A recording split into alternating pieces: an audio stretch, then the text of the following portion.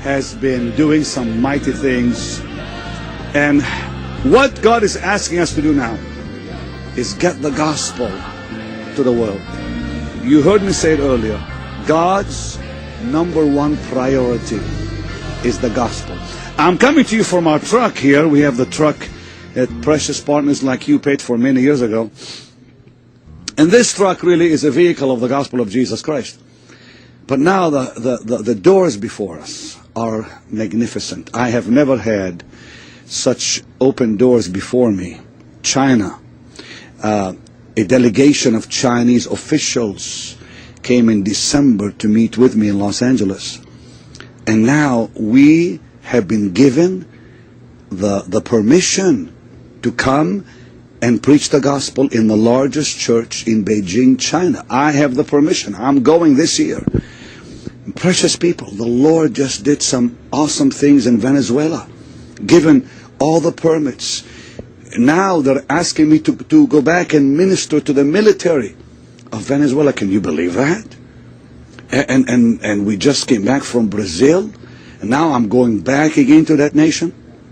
I'm on my way to Rome, Italy, on my way to Israel to meet with officials and government, on my way to parts of Europe also, this just a few days from now. And then the amazing things God is going to do in Uganda, in Congo, in June, and in South Africa.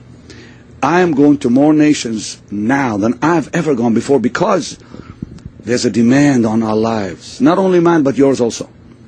And so I'm asking you, as people that love God, as one who is sold out and loves Jesus with all your heart, because I know you do. That's why you're watching. Jesus is all to us. He is our master. He is our King and God. He is the love of our lives. And He's asking us now to get the gospel out. In our imperfection, in our weakness, we've got to do it. We are not perfect.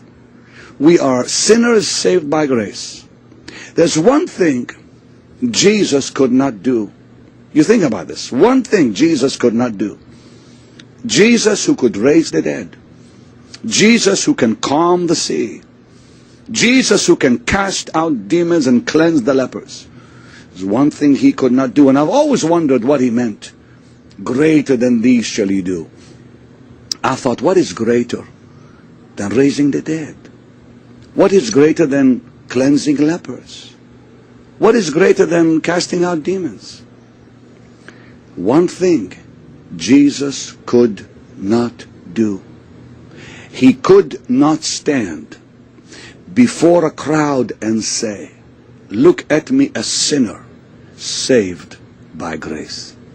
He could not look at a crowd and say, once I was lost, now I'm found. He could not be a witness of His own salvation and His own blood. Think about that. Jesus could not stand and say, once I was lost and now I'm found. He could not say, I was washed in the blood, because the blood was not shed for Him. It was shed for you and me, for humanity. And Christ Jesus gave us the privilege and the duty and the honor to preach the gospel. That honor was not given to the angels. No angel can preach the gospel. When the angel came to the house of Cornelius, he said, go get Peter.